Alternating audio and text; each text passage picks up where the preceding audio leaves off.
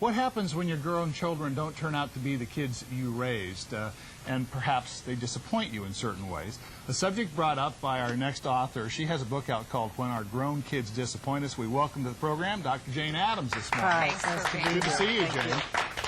Why is this the problem that has no name? Well, because when our kids don't turn out the way that we want them to, we think it's our fault. You know, when kids are little and they're not developing on time, we talk to other parents at carpools and at PTAs, but we know that very few kids ever graduate from high school in diapers, for instance, and that kids develop differently at different stages, and it doesn't have anything to do with us. But when our grown kids turn out not to be doing the kinds of things or leading the kinds of lives that we raised them to lead, we assume that it's our fault. You know, if they are unable to get a life, if they fail to thrive, if they're addicted, dependent, depressed, eating disorders, living outside of the law or in its confines, we assume that it's our fault. Isn't it? No, it isn't. And I mean, very few of us made the kinds of mistakes that really speak to neglect or abuse. Most of us did the best we could, given the circumstances and who we were. And I try not to focus on what went wrong. Parents of kids who are not thriving are afflicted with phantom guilt, you know, and it's like the sense that, gee, I must have done something wrong and I'm not sure what it was. And it doesn't really matter. What matters is now, and what matters is the future, and what matters is thinking about what we can do to help them get on with their lives and deal with our own developmental challenges at midlife. So what role does a parent play at that point? Well, we sort of have the role of ex-presidents, you know. We can advise and we can't consent. And in fact, when our kids are in real trouble, it's particularly difficult because they're adults and they have the constitutional and legal right to screw up their lives any way they want. We can't do anything about that. We can stop participating in it. We can educate ourselves about their problem, name the problem. You know, is your child an addict? Is your child having a significant problem with substances? Is he or she emotionally as well as financially dependent? Is he unable to make a commitment to a goal, a relationship, an adult life? Name the problem, then educate yourself. Go to the experts and see what they advise. Educate yourself before you even talk to them. And there are all kinds of protocols for suggesting, making offering your children particular kinds of help. And then you're saying, this is the degree of support that we're willing to give you. We want to help. We care about you.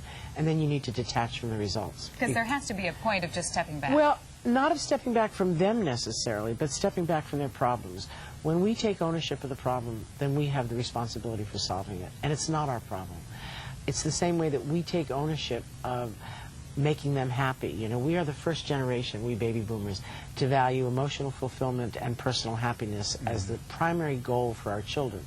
Our parents, being a Depression-era generation, wanted us to be economically secure and educated and able to take our place in society. We want our kids to be happy. And we haven't realized yet that happiness is not something you can give another person.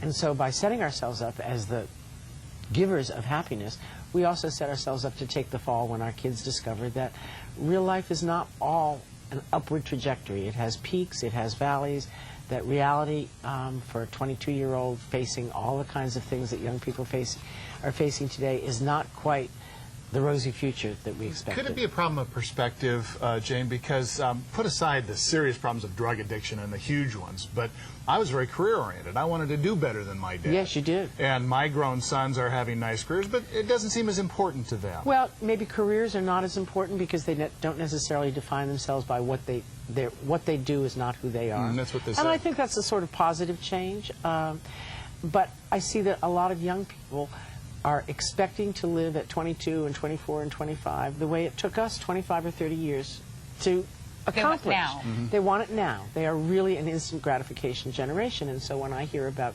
boomerang kids who come back home several times or never leave, and the excuse that they give their parents and the reason that the parents tell me is they can't afford to because it's a terrible market out there and they can't get a real job and all they can do is, you know, fry burgers for bozos. Well, you know, doing some minimum wage job doesn't mean that you're going to be able to afford the lifestyle that your parents have.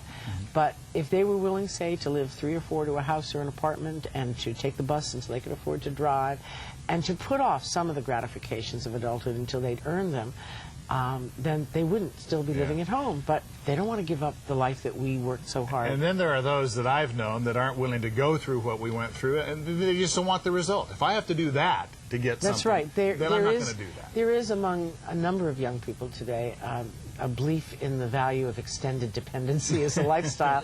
And of course we cooperate with that because we want to make them happy. We're enablers, huh? Well, I don't like that Parents. word enablers either, but we're parents. You know, we love our kids. We want the best for them.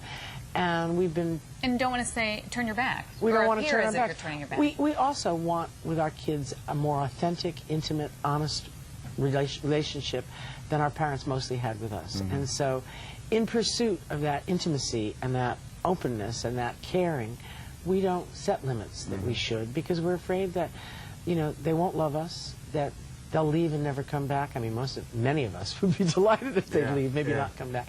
But we don't set those limits and say, this is your life, and we need to turn the responsibility for their lives over to them. Of course, there's a positive side to all of this. If your grown kids disappoint you, if you were raised Catholic as I was, or if you're Jewish, it leads to a lot of guilt, which is your, you know, your main deal. It comes with the territory, doesn't it, with parenting? The book we're talking about this morning is a good one. It's called When Our Grown Kids Disappoint Us, Letting Go of Their Problems, Loving Them Anyway, and Getting On with Our Lives. Its author is Jane Addams, and Jane doesn't have a signing in Portland, but she tells me there's plenty of signed copies down at Powell's downtown.